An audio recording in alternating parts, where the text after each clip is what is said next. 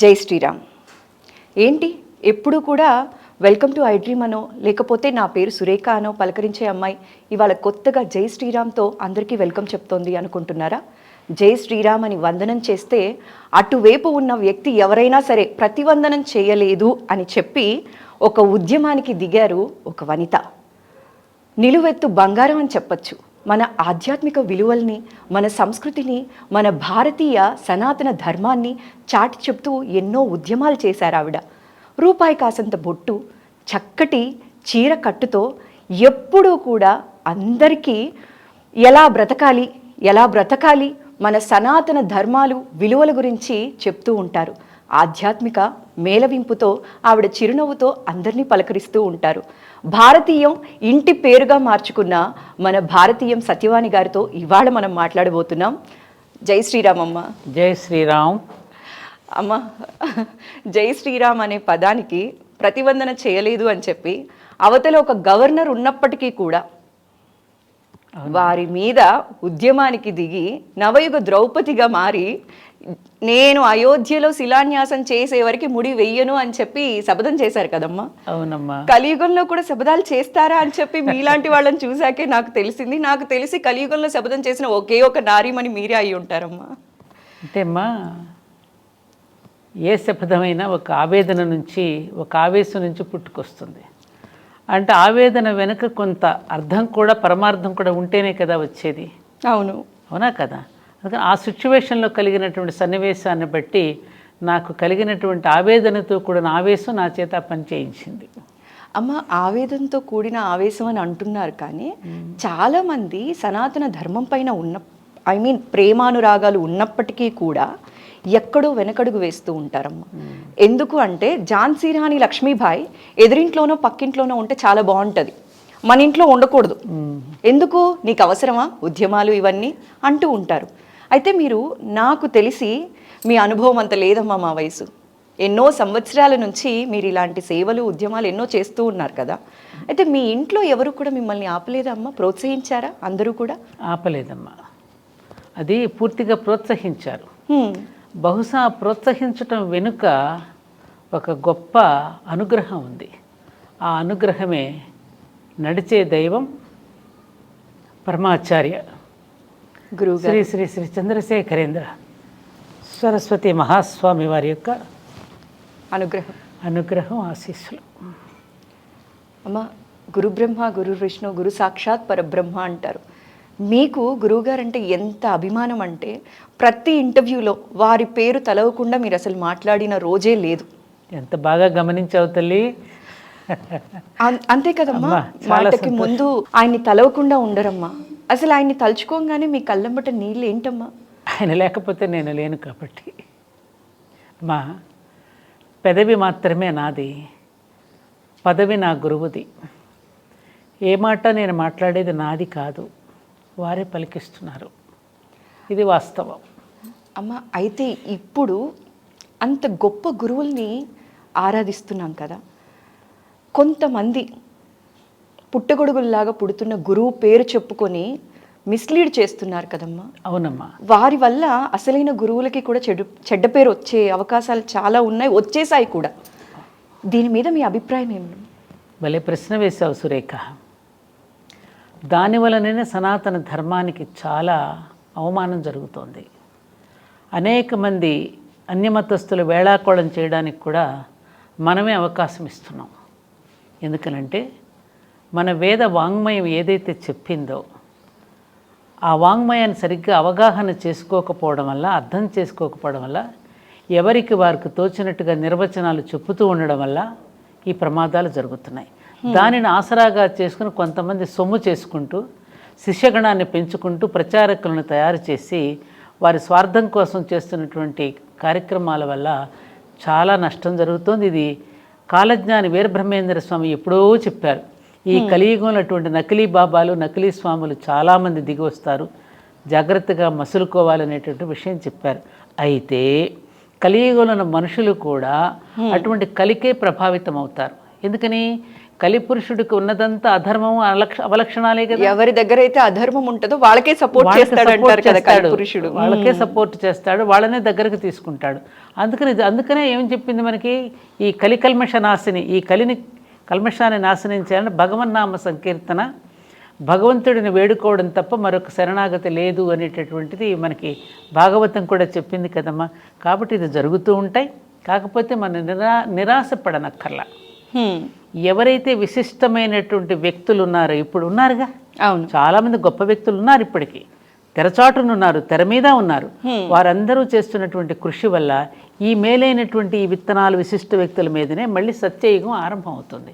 అందుకని మనం దిగులు చెందనక్కర్లా. అమ్మ, ఇందాక మీరు మాట్లాడినప్పుడు చెప్పారు, నాకు ఇంట్లో వాళ్ళు ఏ రోజు నన్ను ఆపలేదండి, చాలా సపోర్ట్ ఇచ్చారు అని చెప్పి. అయితే నాన్నగారికి మీకు ఉన్న బాండింగ్ చాలా చక్కగా చెప్తూ ఉంటారమ్మా ఇప్పుడు. అవునమ్మా. ఇప్పుడు ఆయన సపోర్ట్ లేకుండా ఉంటే బహుశా మేమందరం కూడా సత్యవాణి గారి మాటలు ఇంత చక్కగా వినేవాళ్ళు కాదేమో. అందరూ కూడా చాలామంది అంటారు, పెళ్ళితో నా కలలన్నీ నిర్వీర్యం అయిపోయాయి, ఫుల్ స్టాప్ పెట్టేశాము, నన్ను ఒక ఇంట్లో గృహిణిలాగే చేశారు అంటారు. ప్రతి ఒక్కళ్ళు చెప్పేది ఏంటి అంటే, ఒక మగవాడి సక్సెస్ వెనక ఒక ఆడది ఉంటుంది అంటారు. కానీ ఒక ఆడది సక్సెస్ అవ్వాలి అంటే వెనక మగాడి సపోర్ట్, ఎగ్జాక్ట్గా చెప్పాలి అంటే భర్త సపోర్ట్ చాలా అవసరం అంటారు. అంతలా సపోర్ట్ చేశారు కదమ్మా మీకు నాన్నగారు. నాన్నగారు లేని లోటు ఎలా భరిస్తున్నారండి? లోటే, కానీ ఆయన ఇచ్చినటువంటి ధైర్యం, భరోసా, నా మీద ఉన్నటువంటి అపారమైనటువంటి నమ్మకం. భార్యలను చాలామంది ప్రేమిస్తారు, కానీ ఆయన నన్ను ఆరాధించారమ్మా. ఎంత బ్యూటిఫుల్గా ప్రజెంట్ చేశారు తెలుసా అమ్మ. భార్యల్ని ప్రేమిస్తారు అందరూ, కానీ ఆయన నన్ను ఆరాధించారు. ఎంత అదృష్టం అమ్మ మీది. నిజంగా ఆయన ఒక జీవన యోగి. చాలామంది పెద్దవాళ్ళు, నాకు పరిచయం ఉన్న వాళ్ళు అంటూ ఉంటారు, నీ ఇంట్లోనే ఒక యోగి ఉన్నప్పుడు ఇంకా నువ్వు స్వామీజీల దగ్గరికి ఎందుకమ్మా వెళతావు అంటూ ఉండేవారు. నిజంగా ఆయన ఒక స్వామీలకు ఉండవలసినటువంటి అన్ని లక్షణాలు వారిలో ఉన్నాయమ్మా. గృహస్థాశ్రమంలో ఉంటూ వారిద్దరి పిల్లలకి జన్మనిచ్చి నన్ను ప్రతి విషయంలో కూడా వారు ఎంకరేజ్ చేస్తూ, నేను ఆర్జించింది కానీ ఏదైనా కూడా సమాజానికి ఇచ్చేస్తున్నప్పుడు కానీ ఎప్పుడూ నన్ను ఆయన వారించలేదు, పైగా నన్ను ప్రోత్సహించారు. తాను ఉద్యోగంలో కాస్తో కూస్తో తను ఆర్జించినటువంటి జీతంలో ఉన్న ప్రావిడెంట్ ఫండ్లో వచ్చినట్టు కూడా సమాజానికి కూడా ఆయన కూడా ఇచ్చేశారు. నిష్కామంగా, ఎక్కడా తన పేరు కానీ తనకి ఎక్కడ బయటికి రావాలని కానీ తనని గురించి కొంత గొప్పగా చెప్పుకోవాలని కూడా ఎప్పుడు ఆశించాల. తన ఉద్యోగ ధర్మాన్ని కూడా అలాగే నిర్వర్తించారు ఆయన. తనకి మెడల్స్ వచ్చినా కూడా నాకు కూడా కనీసం చెప్పేవారు కాదు. అటువంటి వారిని, ముఖ్యంగా ఆయన అలా ఉండడానికి గల మూల కారణం, వారికి 14 సంవత్సరాలు అప్పుడు ఆయనకి చదువు పూర్తయి 16వ సంవత్సరంలో ఇంజనీరింగ్లో జాయిన్ అయ్యారు ఆయన. మా మామగారు కూడా ఇంజనీర్, ఒక్కరే కొడుకు. మా అత్తగారు 12 భాషలు మాట్లాడేవారు. 12 భాషలు. చాలా అందమైన యువతి ఆవిడ. సాధారణంగా 5 భాషలు మాట్లాడితేనే వారికి మెదడు చాలా షార్ప్గా పనిచేస్తుంది అని అంటారు.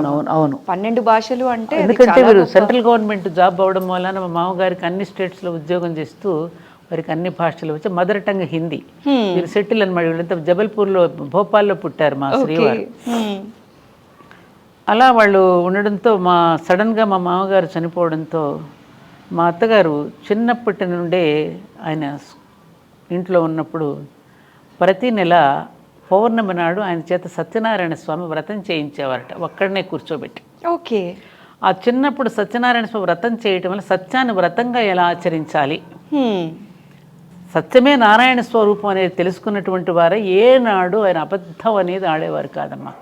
నేను వారి జీవితంలో జరిగిన కొన్ని సంఘటనలు చూసి నేనే ఆశ్చర్యపోయిన సంఘటనలు ఎన్నో ఉన్నాయి. ఇలా కూడా ఈ కలియుగంలో ఒక మనిషి ఉండగలడు దేనికి ప్రభావితం కాకుండా అనేది చాలా సంఘటనలు ఉన్నాయి. మీరు చెప్తుంటే నాకే చాలా వండర్ లాగా కనిపిస్తోందమ్మా. వ్రతం అంటే కూర్చున్నావా, మాకేదన్నా కోరిక ఉందా, ఇది తీరిపోవాలి స్వామి అని కోరుకుంటారే తప్ప అందులోని ఆంతర్యాన్ని పట్టుకోవడం అనేది చాలా తక్కువ మంది చేస్తారు. ఒకసారి ఎందుకు, నా పెళ్ళైన కొత్తలో మేము విశాఖపట్నం ట్రాన్స్ఫర్ అయ్యాం. ఎవరిది మా ఇంట్లో ఒక కార్బన్ పెన్సిల్ వచ్చి పడింది. ఇంట్లో ఎవరు తెచ్చి పడేశారో పిల్లలు ఆడుకుంటూ తెచ్చారు. ఓకే. ఇదేంటి కార్బన్ పెన్సిల్, ఇది గవర్నమెంట్ పెన్సిల్స్ ఏవి మంది ఇంట్లో ఎందుకున్నాయి, తను తెచ్చారని అనుకుంటారేమని కంగారు పడిపోయి ఆ పెన్సిల్ని బాయిలర్లో వేయించారు నా చేత. అంటే అంత నిబద్ధత అనమాట, అంత నిబద్ధత కలిగినటువంటి వాడు. ఇప్పటికీ ఎంఈఎస్ ఆఫీస్కి వెళ్తే అక్కడ ఉన్న వాళ్ళందరూ అమ్మో సార్ అమ్మ నిలువెత్తు ధర్మం అమ్మ ఆయనని చెప్తూ ఉంటారు. అట్లాంటి గొప్ప ఒక జీవన యోగి అమ్మ చంద్రశేఖరరావు గారు. వారికి ధర్మపత్నిగా నేను ఉండడం అనేది అది ఏ పూర్వజన్మ సుకృతమో. మీరు నాన్నగారికి దొరకడం ఆయన అదృష్టం, ఆయన మీకు దొరకడం మీ అదృష్టం. ఆది దంపతులమ్మ మీరిద్దరూ కూడా.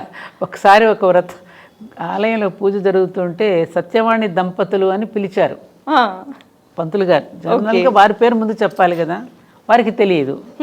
వారు ఎక్కడ వెనక కూర్చుని ఉన్నారు.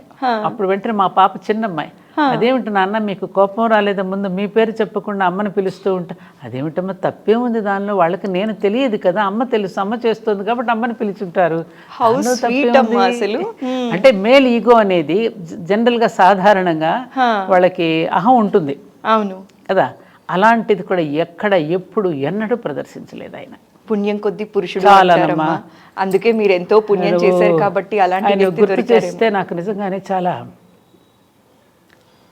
దుఃఖం కాదు, అటువంటి గొప్ప మహానుభావుడికి భార్యనైనందుకు. ఆయన భౌతికంగా మీతో పాటు లేకపోయినా ఆయన ఆశీస్సులు ఎప్పుడూ మీతోటే ఉంటాయి. అందుకే నుదుటన నేను ధరించేది ఆ విభూతి ఆయనకి ప్రత్యేక, కుంకుమ అమ్మవారికి ప్రత్యేకగా రెండూ ధరిస్తున్నాను. అందుకే అమ్మ ఆయన అక్కడే ఉన్నారమ్మా. ఇప్పుడు మీరు అన్నారు కదమ్మా, ఇది కూడా చాలా సెన్సిటివ్ క్వశ్చన్. నేను అడగాలి అని ఉన్నా కూడా సెన్సిటివ్ క్వశ్చన్స్ నేను మామూలుగా అడగచ్చు. అయితే ఇప్పుడు ఏంటి అంటే అమ్మ, ఇప్పుడు మీరు అన్నారు నాన్నగారు లేకపోయినా మీరు చక్కగా కుంకుమ ధరించారు. కానీ చాలామందికి తెలియని విషయం ఏంటి అంటే కుంకుమ పెట్టుకోరు, పెట్టుకుంటే అదేదో పాపం చేసినట్టు చూస్తారు. దీని మీద మీరు చాలాసార్లు మాట్లాడారు కూడా. చాలా మీలాంటి వాళ్ళు ఇలా చేయడం వల్ల అట్లీస్ట్ నెక్స్ట్ వాళ్ళు కరెక్ట్గా ఉంటారు. అది ఆదర్శంగా తీసుకోవాలి. మంచి ప్రశ్న వేసావు నువ్వు అనుకోకుండా. దీనికోసమే నాన్నగారు ఇదైపోయినటువంటి 2-3 నెలల సమయంలోనే కంచి నుంచి నాకు 2 పండితులు మిడ్నైట్ అమ్మ 11 గంటలకు వచ్చారు. ఓకే. వచ్చి నాకు కుంకుమ విభూతి ఇచ్చి శంకరాచార్య పంపించారు, ఇది మిమ్మల్ని ధరించమని తమిళ్లో చెప్పారు. ఈ కుంకుమ మీరు శివగామి, మీరు కుంకుమ ధరించడం వల్ల మిగతా స్త్రీలందరూ కూడా ధైర్యంగా పెట్టుకుంటారు అని మీకు పంపించారు స్వామి అని చెప్పి నా దగ్గర ఆ వీడియోస్ మీకు పంపిస్తా, వీలైతే మీరు చూడండి. ఖచ్చితంగా అమ్మా. అది ఎందుకనంటే అమ్మా, ఇది ఎక్కడా కూడా లేనటువంటిది. శాస్త్రంలో ఎక్కడా కూడా మంగళసూత్రం మెట్టెలు తీసేయమన్నారే కానీ కుంకుమ ఇవి వాడకూడదని చెప్పలేదు. ఒకటమ్మా, ఇంకోటి అది కూడా అడుగుతున్నా నేను ఒక క్వశ్చన్. మంగళసూత్రం విషయం కూడా, మంగళసూత్రం కట్టేటప్పుడు వరుడు ఏమని అంటున్నాడు, నువ్వు 100 ఏళ్ళు జీవించు అంటున్నాడు. నీవు 100 ఏళ్ళు జీవించమని వేసేటటువంటి మంగళసూత్రాన్ని అది కూడా అసలు ఎందుకు తీసేయాలి నేను అడుగుతున్నాను. Just question. అర్థం ఏమిటి ఇక్కడ కదమ్మా? నా జీవితానికి అర్థము పరమార్థము నువ్వు లేకపోతే నేను లేను. అమ్మవారు లేకపోతే పరమశివుడు కూడా లేడు కదా. శివశక్తి యుక్తో శక్తి ప్రభావిత అనేది ఉంది కదా మనకి. ఆ శక్తి లేకపోతే అయ్యవారు కూడా లేరనేది. అలాంటి 100 ఏళ్ళు నువ్వు జీవించమని తను ఆశీర్వదిస్తూ మెడలో మాంగళ్యం కడుతున్నప్పుడు ఈ కర్మేంద్రియాలన్నీ బాడీలో ఉన్నాయి, జ్ఞానేంద్రియాలన్నీ తలకాయలో ఉన్నాయి. ఈ తలకి మొండానికి మధ్యలోనే మెడకాయ ఉంది. ఈ మెడకాయలు అది ధరించడం వల్ల ఏమవుతుంది, గుర్తు చేస్తుంది తన ధర్మాన్ని. అవునా? అవునమ్మా. ఇప్పుడు మీరందరూ ఒక ఐడెంటిటీ కార్డు పెట్టుకుంటారు కదా మెడలో, అలాగే ఒకటి పెట్టుకున్నాం కదా, దానివలన అది కూడా అసలు తీసేయాల్సిన అవసరం ఏముంది? ఆయన ఎక్కడికి వెళ్ళాడు? ఇది ఎవరినైనా నాకు ఆన్సర్ చెప్పమనండి. ఎక్కడైనా ఉందా? నాకు ఇలా ఏ శాస్త్రంలోనే ఉందా? శాస్త్రం చెప్పిందట, ఇది మాత్రమే తెలుసు, ఏ శాస్త్రమో తెలియదు. వేదాలలో ఋషులు ఎక్కడ చెప్పలేదుగా. ఋషులు చెప్పింది మనకి ప్రమాణమా, మనుషులు చెప్పింది మనకి ప్రమాణమా? ఓకే, కానీ ఇలాంటివి విన్నప్పుడు చాలా సంతోషం అనిపిస్తుందమ్మా. ఎందుకంటే ఆధ్యాత్మికతలో బాగా రాణించిన వాళ్ళు కావచ్చు, గురువులు కావచ్చు, ఇలాంటి వాళ్ళు ఇదే శాస్త్రం ఇదే పాటించాలి అని అంటారే కానీ మనసుకి నచ్చింది చెయ్యండి అని చెప్పి మీరు చెప్తూ ఉంటారు చూసారా, ఇది చాలా కాన్ఫిడెన్స్ క్రియేట్ చేస్తుందమ్మా. అందరూ ఆధ్యాత్మికతకి దగ్గర అవుతారు. ఇప్పుడు 10 మంది కూర్చున్నప్పుడు కొంతమంది బొట్టు పట్టినట్టు ఇట్లా గబుక్కున వెనక్కి నాకు ఎంత బాధ అనిపిస్తుందో. 10 మంది మీద అమ్మాయిని అవమానం చేసినట్టేగా. ఆమె ఎందుకు అలా కనపడాలి అసలు? లేనట్టుగా ఎందుకు కనపడాలి అంటే ఇతరులు ఇంకొక రకంగా చులకనగా చూసి వాళ్ళు ఇంకో అవకాశం తీసుకోవడం కోసమా? మగదిక్కు లేరు అనుకున్నప్పుడు వాళ్ళ మీద దాడి చేయడం కోసమా ఇదన్నీ ఎందుకు పెట్టారు? ఇది కరెక్ట్ కాదు కదా. గంగా భగీరథి సమానురాలని చెప్పి ఆవిడని సంబోధించారు కదా. గంగ అంతటి పవిత్రురాలని చెప్పారు కదా. అవును. పసుపు ఎంత పవిత్రమో అది అంతే పవిత్రం కూడా పసుపు అక్కర్లేదు ఆవిడకి. ఇప్పుడు మెట్టెలు ఎందుకు పెడుతున్నారు? సంతాన ఉత్పత్తికి కావలసినటువంటి ఒక సిస్టమ్, నర్వస్ సిస్టమ్ అక్కడ ఉంది కాబట్టి, దాని వెనక ఒక సైన్స్ ఉంది కాబట్టి ఇంక అక్కర్లేదుగా. ఇక గర్భసంచితో సంబంధం లేదు కాబట్టి తీసేశారు. అలాగే గాజులు కూడా ఎందుకు వేసుకుంటున్నారు? ఈజీ డెలివరీ కోసం అని చెప్పి మన పెద్దవాళ్ళు ఆ నరాలని ఆ విధంగా ఒత్తిడి తరుగుతూ ఉన్నప్పుడల్లా గర్భసంచి చక్కగా విచ్చుకుని బేబీ ఈజీగా సులభంగా ప్రసవం అవ్వడానికి కావలసిన సైన్స్ను పెట్టారు. ఇంకా అది లేనప్పుడు అక్కడ ఎందుకు తీసేసింది అని తనకు తానుగా తీసిందాన్ని ఎవరో బలవంతంగా తీయడం ఎందుకు? ఉంచుకోవాలంటే ఉంచుకుంటుంది, తీసేయాలంటే తీసేసుకుంటుంది. అది ఇష్టం వాళ్ళది, ఇష్టం వాళ్ళది. వయసును బట్టి. ఎందుకంటే కొన్ని పద్ధతులు, కొన్ని నియమాలని సమాజ హితం కోసమని కొన్ని పెడితే దాన్ని ఛాందసంగా తీసి వాళ్ళని అవమానపరచమనా? ఎంత చక్కగా మాట్లాడారమ్మా. ఇది కదమ్మా మా జనరేషన్కి కావాల్సింది. అదమ్మా, తోటి స్త్రీని అవమానించడానికా ఇది పెట్టింది? అవమానించేది శాస్త్రం ఎలా చెప్తుందమ్మా? అది శాస్త్రం ఎలా అవుతుంది అవమానించినప్పుడు? అలాంటి శాస్త్రాలు నాకు అక్కర్లేదన్నాడు స్వామి వివేకానంద కూడా. మనుషుల్ని దగ్గర చేసేది శాస్త్రం అవుతుంది తప్ప దూరం చేసేది శాస్త్రం అమ్మా. మనిషిని బాధ పెట్టేది, మనసుని బాధ పెట్టేది. ప్రవాహంలో రెండు కట్టెలు కలుస్తున్నాయమ్మా, మళ్ళీ అదే ప్రవాహంలో 2 కట్టెలు విడిపోతున్నాయి అంతే. ఇందులో ఏముంది విచిత్రం? కలిసి జీవించాం, మళ్ళీ విడిపోతాం. పైగా ఎందుకు విడిపోతాం? ఇక్కడ ఒక్క విషయం తెలియాలి మనకి. ఇవాళ ఉన్నటువంటి సమాజానికి తెలియవలసిన విషయం ఏంటంటే, భారత స్త్రీ యొక్క గొప్పతనం. తనకంటే వయసులో పెద్దవాడిని వివాహం చేసుకుంటుంది. ఎందుకు? అప్పటికే ఆవిడ మెంటల్లీ మెచ్యూర్ అయి ఉంటుంది. చేసుకోవడం ద్వారా తను ముందు వెళ్ళిపోతాడు. తను ఎందుకు ఉండాలి ఇక్కడ? పిల్లల కోసం ఉండాలి. ఓకే. అందుకు ఆవిడ సిద్ధపడి ఆ అవమానాలు భరించి కూడా ఈ భూమి మీద ఉంటుందంటే ఆవిడకి 2 చేతులు ఎత్తి నమస్కరించొద్దమ్మా. ఆ స్త్రీకి ఖచ్చితంగా నమస్కరించాలా లేదా? ఆవిడ అవమానిస్తావా, నమస్కరిస్తావా? ఇంత త్యాగం చేసి ఇంత ఇదిగా ఉండి భూమి మీద అన్ని బిడ్డల కోసం ఉంటున్నప్పుడు ఆవిడ మరింత ప్రేమగా చూసుకోవాలి, మరింత గౌరవంగా చూసుకోవాలి కదా. ఆవిడకి మరింత ఆదరణ ఇవ్వాలి కదా. అలా ఆదరించవలసిన స్త్రీని అవమానపరిస్తే అది శాస్త్రం ఎలా అవుతుంది? చాలా బాగా చెప్పారమ్మా. శాస్త్రం అంటే మనసుకి ఆనందాన్ని ఇవ్వాలి, సంతోషాన్ని ఇవ్వాలి తప్ప గుచ్చి బాధ పెట్టేది అవ్వకూడదు. శాస్త్రం పేరిట ఎవరు కూడా బాధపడకూడదు అనే విషయాన్ని ఎంత బాగా చెప్పారమ్మా. ఏ దేశంలో ఎక్కడ లేదు. నార్త్ ఇండియాకి వెళ్ళండి, నార్త్ ఇండియాలో అసలు ఎక్కడ అట్లాంటి అవమానమే జరగదు. అలాంటి వాళ్ళని ఎక్కువగా ఆదరిస్తారు. అమ్మ, ఇప్పుడు మీరు శిలాన్యాసం చేశారు. శిలాన్యాసం జరిగే వరకు నేను జడ ముడియను అని చెప్పి మనం ఇందాక మాట్లాడుకున్నాం. అయితే ఇప్పుడు అయోధ్యకి వైభవం వచ్చేసిందనే చెప్పాలి. అద్భుతంగా. మీరు ఎలా ఫీల్ అవుతున్నారమ్మా? చాలా సంతోషంగా ఉంది, మహదానందంగా ఉంది. కాకపోతే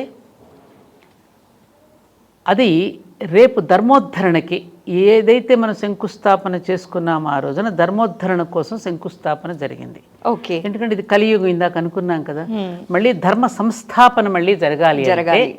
రేపు జనవరి 22వ తేదీన బాలరాముడిని ఎప్పుడైతే మనం అక్కడ ప్రతిష్టాపన చేసుకున్నామో ఆ రోజు నుంచి పాలకులు పాలితులు కూడా ధర్మం వైపుకు అడుగు వేసేటటువంటి రోజుగా మనం భావించాలి. అలా జరగనప్పుడు ఆ భవనాలు కూడా వృధా అవుతాయి అనేది నా అభిప్రాయం. ఆలయ నిర్మాణం దేనికోసం? వ్యక్తిత్వ నిర్మాణం కోసం. వ్యక్తిత్వ నిర్మాణం ద్వారా జాతి నిర్మాణం అవుతుంది.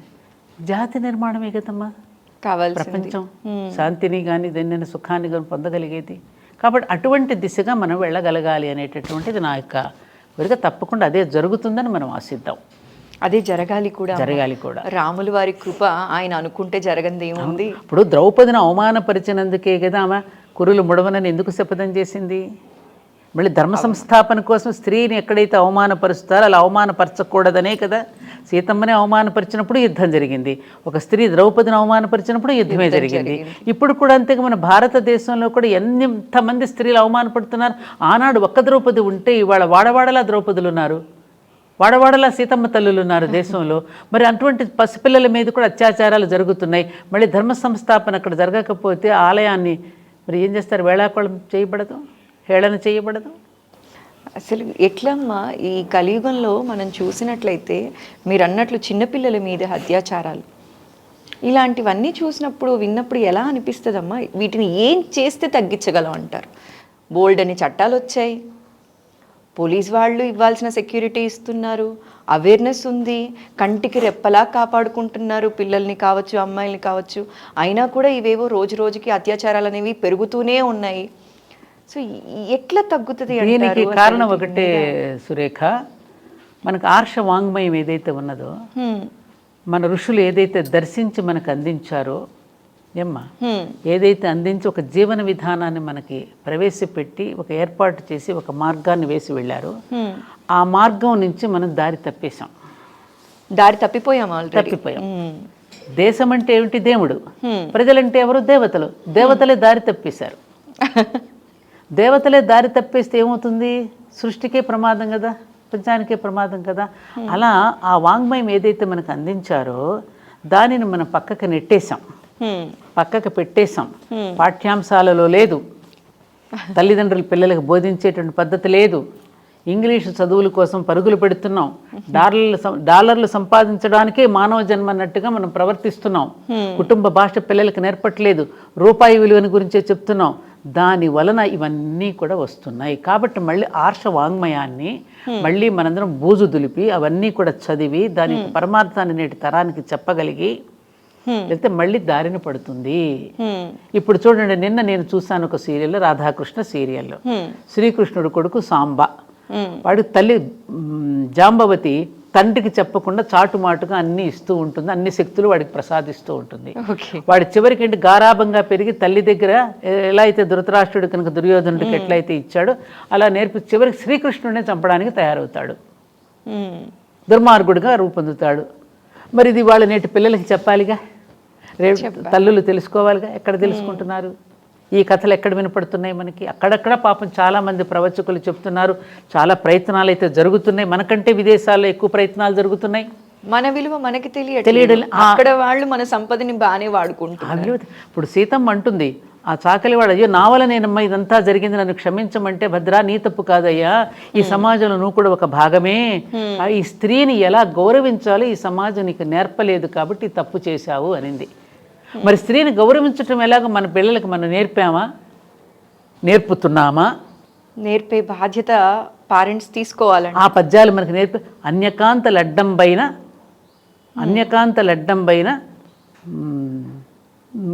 తొలగువాడు, పక్కకు తొలిగేవాడు, అట్లా వెళ్ళిపోయేవారు కదా. వివాహిత స్త్రీలను చూస్తే నమస్కారం చేసేవారు. వివాహిత స్త్రీలను అనబడేటట్టుగా మనం ఉంటున్నామా అమ్మా? ఈమె వివాహిత అనేటట్టుగా మనం ఉంటున్నామా? బొట్టులు పెట్టుకోవట్లేదు, గాజులు వేసుకోవట్లేదు, మెట్టలు ధరించట్లేదు, మాంగళ్యం కూడా లేదు ఇవాళ. ఎవరికి మ్యారేజ్ అయ్యిందో ఎవరికి తెలియట్లేదు. అవివాహిత మీద కూడా అత్యాచారం జరిగింది. అట్లా అని నేను పొరసగా చెప్పడంలా, అలాంటి వాటికి అవకాశం మనం ఎందుకు ఇవ్వాలి అంటున్నాను నేను. అమ్మా, ఇది ఒక యాంగిల్ అయితే మీరు అంటున్నారు కదా, కొందరు పంచమాంగళ్యాలు కానీ ఇవన్నీ ధరించి చీరకట్టు ఇవి చేస్తే వాళ్ళ మీద కమెంట్స్ ఇంకా బోల్డ్ ఉన్నాయి. పల్లెటూరు గొర్రె, డైరెక్ట్ గా ఈ మాటే అంటున్నారు. దానికి తోడు అట్లాంటి మాటల్ని మరీ మీడియాలో కూడా సినిమాల్లో కూడా ప్రోత్సహిస్తున్నారుగా, కొన్ని కార్యక్రమాల్లో వేషధారణలపై వాటిని ఎంటర్టైన్మెంట్గా చూస్తున్నారుగా. నేను మంచి మాటలు ఎంత చెట్టు కింద కూర్చుని ఒక్క రూపాయి ఖర్చు లేకుండా చెప్తాను రండి అంటే రారు. నువ్వు అదే ఒక ప్రోగ్రామ్ని కనుక ఎంటర్టైన్మెంట్గా బూతు పదాలతోనూ ద్వంద్వార్థాలను చేస్తే దానికి మిలియన్స్ పీపుల్ చూస్తున్నారు. ఎగ్జాక్ట్లీ. ఎక్కడ తప్పు జరుగుతోంది? సెన్సేషన్కి చూస్తున్నారా, సెన్స్ని పెంచేవి చూస్తున్నారా? జనాలకి కావాల్సింది అదేమో అనిపిస్తుంది. సెన్స్ అక్కర్లా, సెన్సేషనల్ న్యూస్ కావాలి. ఎగ్జాక్ట్లీ. మరి అలాంటప్పుడు ఎలా? ఎక్కడ మారాలి, ఎవరు మారాలి, ఈ మూలం ఎక్కడుంది? ఇది శోధించాలి సురేఖ. ఆ మూలాన్ని ఛేదించి ఎక్కడ మూలంలో తప్పు జరుగుతుందో మూలాన్ని పరిశుద్ధం చేస్తే అప్పుడు మిగతా శాఖలన్నీ పరిశుద్ధం అవుతాయి. మీరు అన్నారు తల్లిదండ్రులు పిల్లలకి చెప్పాలి, కూర్చోబెట్టాలి అని. తల్లిదండ్రులకే టైం లేదు. మా పిల్లల మంచి జీవితం కోసం మేము పరిగెడుతున్నాం అండి, సంపాదిస్తున్నాం అంతే తప్ప ఇక్కడ సంస్కారం నేర్పిస్తున్నారు కాదమ్మా. గ్రాండ్ పేరెంట్స్గా మాలాంటి వాళ్ళమే గ్రాండ్ పేరెంట్స్గా పిల్లలకి చెప్తే కూడా పేరెంట్సే అంటున్నారు ఈ కాలం ఇంతేనమ్మా, ఈ కాలం పిల్లలు ఇంతే, నువ్వు అనవసరంగా కోప్పడకు అనేటటువంటి పరిస్థితులు వచ్చినాయి. భలేవారు. గ్రాండ్ పేరెంట్స్ ఉన్న వాళ్ళని అదృష్టవంతులుగా పరిగణించాలి. న్యూక్లియర్ ఫ్యామిలీస్ అయిపోయాయి అన్ని. అక్కర్లే, వాళ్ళు ఓల్డ్ ఏజ్ హోమ్స్ ఉన్నాయిగా. గ్రాండ్ పేరెంట్స్ అంటే ఎవరు కూడా అలో చేయట్లేదు. అసలు ఏం మాట్లాడాలో మనకి తెలీదు. ఈ టాపిక్స్ మాట్లాడితే ఎటో వెళ్ళిపోతాం ఇక. అమ్మా, మీరు గోహత్య మహాపాపం అన్న విషయం మనందరికీ తెలిసిందే. అయితే భారతదేశంలో గోహత్యలు పెరుగుతున్న సమయంలో రోజుకి కొన్ని వందల్లో జరిగాయి. ఆ టైంలో మీరు ఒక ఉద్యమం చేసి జైలుకు కూడా వెళ్ళారు కదమ్మా. అవునమ్మా. ఇది చాలా తక్కువ మాట్లాడలేదు, మీరు ఎక్కడా కూడా మాట్లాడలేదు. అవునమ్మా. అసలు అంటే ఉద్యమాలు, ఆడవాళ్ళు ఉద్యమాల వరకు చేయడమే ఒక లెవెల్, బయట రావటం, మాట్లాడడం. ఉద్యమం చెయ్యాలంటే మీరేం ఆలోచించరమ్మా, ఇలా వెళ్ళిపోతారా? నాకున్నది సురేఖ, అది బలహీనతో తెలియదు, బలమో తెలియదు. చిన్నప్పటి నుండి కూడా ఎక్కడైనా ఒక అక్రమ అన్యాయం చిన్నప్పుడు కూడా ఏదైనా ఊళ్ళో కూడా ఏదైనా జరుగుతుందో గబుక్కు నేను పరిగెత్తేదాన్ని. ఓకే, అదేమిటో మరి భగవంతుడు నాకు ఆ ప్రవృత్తి పెట్టాడు. దానివల్ల చాలా ఇబ్బందులు కూడా ఉంటాయి, చాలా ఇబ్బందులు ఎదుర్కోవాల్సి వస్తుంది. అలా తొందరగా ప్రతిస్పందించేస్తాను దేనికైనా. ఇప్పుడు ఆవిడ నమస్కారం చేయలేదని నేను ప్రతిస్పందించడం ఎందుకు?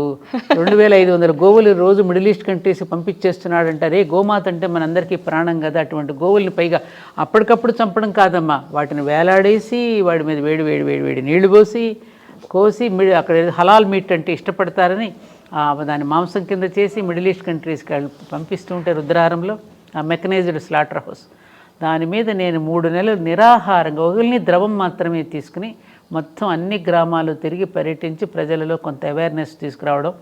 అక్కడ 700 మంది పోలీసులు ఉండగా నేను వెళ్ళి అక్కడ ధ్వజం పెట్టాను. 700 మంది పోలీసులు పహారా పెట్టారు అప్పుడు నేను బస్సులో వెళుతూ కనుక అక్కడికి వెళ్ళినందుకు నన్ను అరెస్ట్ చేసి అప్పుడు 4-5 డేస్ ఉన్నట్టున్నాను, గుర్తులేదు ఎన్ని రోజులు. అమ్మా, మానసికంగా అది చాలా పెద్ద క్షోభ కదమ్మా. నేను మంచి చేస్తే నాకెందుకు ఇలాంటివన్నీ? ఇప్పుడు చాలా మంది సబ్జెక్ట్ మాట్లాడగలిగే శక్తి ఉంటుంది, సనాతనం పైన వాళ్ళకి చాలా పట్టు ఉంటుంది, కానీ ఎందుకు మాట్లాడదాంలే, మనం ఒకటి మాట్లాడితే 10 అంటారు. గరికపాటి గారి లాంటి వారి పైన, చాగంటి గారి పైన ఇలాంటి వాళ్ళనే వదలలేదమ్మా. చూడమ్మా, చాలా దారుణం. చాలా వాళ్ళు లిటరలీ ప్రెస్ మీట్ పెట్టి కళ్ళంబట నీళ్లు పెట్టుకుని సారీ చెప్పారు. అవునమ్మా. అలాంటివి చూసిన తర్వాత ఎవరు వస్తారమ్మా ముందుకి మాట్లాడటానికి? మీరు కూడా అలాంటి ఉద్యమాల్లో పాల్గొన్నప్పుడు చాలా ఎమోషనల్ ట్రామా ఫేస్ చేసి ఉంటారు. ఎప్పుడైనా అనిపించిందమ్మా ఎందుకు నాకు ఇవన్నీ? ఒక్కసారి మాత్రం నేను చాలా బాధపడ్డాను. ఎప్పుడంటే అది మీకు గుర్తు చేస్తున్నాను. అయోధ్య రామ జన్మభూమి విషయము, అల్ కబీర్ మెకనైజ్ స్లాట్ మీద ఉద్యమం చేసినప్పుడు నేనేమి జైల్లో కూడా నేను చేస్తే జైలర్స్ అందరూ లోపల వచ్చి కూర్చుని నా చేత సత్సంగం చేసుకునేవారు. అవన్నీ గుర్తుని శివాభిషేకం చేయించారు. ఒక మాట అన్నారు తల్లులు, ఎంత గొప్ప సంస్కారం అమ్మ. మా మీద కూడా చాలా అభాండాలు మోపబడి వచ్చిన వాళ్ళ స్త్రీలు వచ్చిన, కానీ మేము జైలు ఎంతైనా మేము పడతాం తల్లి, నువ్వు మాత్రం సుఖంగా ఉండాలమ్మా, నువ్వు ఆరోగ్యంగా ఉండాలమ్మా, నువ్వు జాగ్రత్తగా వెళ్ళి రామన్న సాగనంపింది మాత్రం నేను మర్చిపోలేనమ్మా. వాళ్ళు సామాన్య స్త్రీలమ్మ వాళ్ళంతా. వాళ్ళ మీద ఇట్లాగే అభియోగాలు మోపబడి వచ్చిన వాళ్ళే పాపం.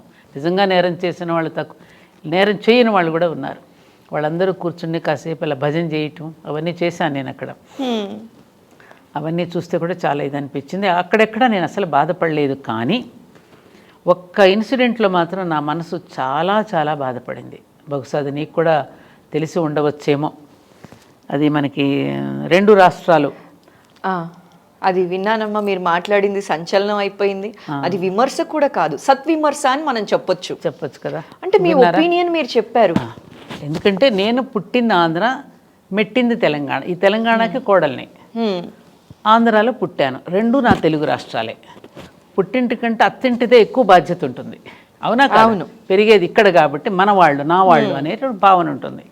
అప్పుడు నేను ఆ ఉద్దేశంతో నేను చాలా చక్కగా సంబోధిస్తూ, తమ్ముడు అంటూనే సంబోధిస్తూ, ఇలా వద్దు అని చెప్పి మహాభారతాన్ని కొంచెం సమన్వయపరుస్తూ రెండు రాష్ట్రాలు మనం విడిపోవద్దు, మీరు 15 సంవత్సరాలు మనమే పరిపాలించుకుందాం, కానీ ఇలా విడిపోవచ్చు అనేటటువంటి అపప్రద మనం తెచ్చుకోవద్దు అనేది నేను ప్రేమపూర్వకంగానే చెప్పాను తప్ప నేను వేరేగా ఎక్కడ విమర్శించడం కానీ ఎవరిని తిట్టడం కానీ, నాకు తెలంగాణ ప్రజలంటే చాలా ప్రేమని కూడా చెప్పాను. నిజంగా నాకు చాలా ప్రేమ, ఎందుకంటే నిష్కల్మషంగా ఉంటారు వాళ్ళు. ఎందుకంటే ఉన్నాం, మేము చూస్తున్నాం కదా, అసలు ఎవరు కోరుకోరు. పెద్దవాళ్ళు ఎవరైనా పిల్లలు ఇద్దరు దెబ్బలాడుకుని విడిపోతామంటే ఏం చెప్తాం? ఇంట్లో తల్లి రే ఇద్దరు అన్నదమ్ములు కలిసి ఉండండి రా అనే చెప్తాం, కానీ విడిపోండి రా అని ఎవరైనా చెప్తామమ్మా? అదే భావనతో నేను చెప్పిన దానికి నా మీద చాలా భాండం వేశారు. 1000 ఎకరాలు నేను కబ్జా చేశానని వేశారు. తప్పమ్మ, 1000 ఎకరాలు ఎక్కడుంది అసలు? నీటి ద్వారా అది 3500 కుటుంబాలమ్మ. దానిలో 3500 కుటుంబాలకి గవర్నమెంట్ పర్మిషన్స్తోనే ఇళ్ళు కట్టుకుని, అన్ని పర్మిషన్స్ తీసుకుని కూడా ఇళ్ళు కట్టుకుని, అంత చక్కని డాక్యుమెంటేషన్తో అందరూ స్థలాలు కొనుక్కున్నారు. అందులో మేము, మా బంధువులు, మేము అందరం ఉన్నాం. దానిలో అందరం కలిసి వాళ్ళ తరపున నేను కూడా సుప్రీంకోర్టులో వన్ ఆఫ్ ది ఫైటర్ని, 5గురిలో నేను కూడా ఒకదాన్ని. ఈ 3500 కుటుంబాలని రక్షించుకోవడం కోసం అని చెప్పి మేము ఒక ఆర్గనైజేషన్గా ఫామ్ అయ్యి అందరం ఇది చేసుకుంటున్నాం. అందులో నా ల్యాండ్ కాదు, నా భూమి కాదు, నేను వేసిన లేఅవుట్ కూడా కాదు, అది నాకు సంబంధం లేనిది. కానీ సంబంధం లేకపోయినా నన్ను ఎంచుకున్నారు ప్రజలు. బురద చల్లటం సత్యవాణి గారు అయితే సిన్సియర్గా పనిచేస్తారు, ఆవిడ మనందరి కోసం కష్టపడుతోంది అని చెప్పి నాకు అప్పగించిన బాధ్యతను నేను కమిట్మెంట్తో నేను పనిచేస్తున్నా. దానికి అక్కడ మన దేవాలయాలు ఉన్నది, స్వయంభూ దేవాలయం అక్కడ ఉన్నది, ధర్మపురి క్షేత్రం మియాపూర్లో మనది చిన్న మొదటి నుంచి ఉన్న దేవాలయమే. దానికి వస్తే విస్తృతంగా చేసేసి దాన్ని ఇంకా మరింతగా ఆలయాలను కట్టించి మన దాన్ని ఒక ధార్మిక ప్రసార కేంద్రంగా దానిని తీర్చిదిద్దుకోవాలని ఒక సంకల్పంతో పరమాచార్య బ్లెస్సింగ్స్తో మనం చేస్తున్నాం. అక్కడికి వచ్చి నా మీద దారుణంగా వాళ్ళు, నేను నడుస్తుంటే పరిగెడుతున్నానని కెమెరాలని రకరకాలుగా తిప్పేసి చాలా ఇదిగా మాట్లాడారు.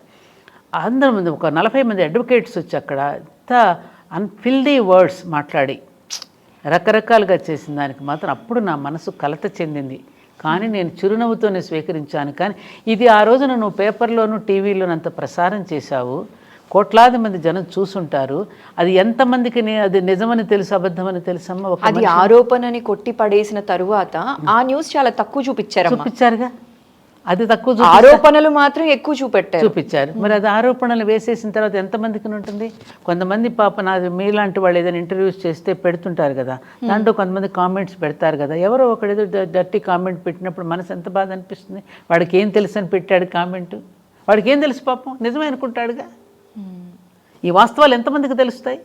కాయిన్కి రెండో వైపు అని మీరు ఎప్పుడు అంటూ నా ఇంటికి వచ్చి చూడండి సురేఖ, మీరు తెరిచిన ఇల్లు ఏమీ ఉండవు నా ఇంట్లో, కాస్ట్లీ ఫర్నిచర్ ఉండదు, కాస్ట్లీ కారులు ఉండవు నా ఇంట్లో. చాలా తెరిచిన ఇంటికి తాళాలు కూడా వేసుకోను నేను. అలాంటి లైఫ్ నాది. ఇలా వస్తే అలా ఇచ్చేయడమే తెలుసు నాకు. అమ్మ మీ గురించి మీకు దగ్గరగా ఉన్న వాళ్ళకి, మీకు సంబంధం ఉన్న వాళ్ళందరికీ తెలుసమ్మా, మీరు ప్రత్యేకంగా చెప్పాల్సిన అవసరం లేదు. కాదు, తెలుసు, చెప్తున్నా నేను. అది ఇప్పుడు ప్రతి మనిషి కూడా ఒక అభిప్రాయాన్ని, భావాన్ని స్వేచ్ఛగా చెప్తూ ఉంటే, భావస్వేచ్ఛ లేకుండా ప్రతి ఒక్కళ్ళ నోరు కట్టేద్దాం, ప్రతి ఒక్కళ్ళ మీద బురద చల్లేద్దాం అనేటువంటి ప్రవృత్తిని కనుక రోజు రోజుకి ఇట్లా పెంచుకుంటూ పోతే సమాజంలో రేపు ప్రశ్నించేవాడు ఎవరుంటాడు? రేపు సమాజం ఏమైపోతుంది? అసలు ప్రశ్నించేవాడే నాకు ఉండకూడదు అనుకుంటే ఎంత ప్రమాదం అది. ప్రశ్నించే వాళ్ళు కూడా ఇప్పుడు మీలాంటి మంచి చెప్పడం కూడా, నాట్ ఓన్లీ ప్రశ్నించే వాళ్ళే కాదు, మంచి చెప్పేవాళ్ళు కూడా ఉండకూడదంటే ఎట్లా? మంచే చెప్పనివ్వకపోతే ఇంకేం ప్రశ్నిస్తారు చెప్పమ్మా? అది ఒక్కటే నన్ను బాధ పెట్టింది తప్పమ్మా. అప్పుడప్పుడు నాకు కొంచెం ఎవరైనా అట్లా కామెంట్ పెట్టినప్పుడు కొంచెం మనసు బాధపడుతుంది. ఇప్పటికీ ఆ గాయం అలానే ఉందమ్మా? ఉంటుంది కదమ్మా సహజంగా. తప్పకుండా భగవంతుడు నన్ను నేను నిరూపించుకునే రోజు తప్పకుండా వస్తుందనేటటువంటి దృఢమైన విశ్వాసం నాకుంది.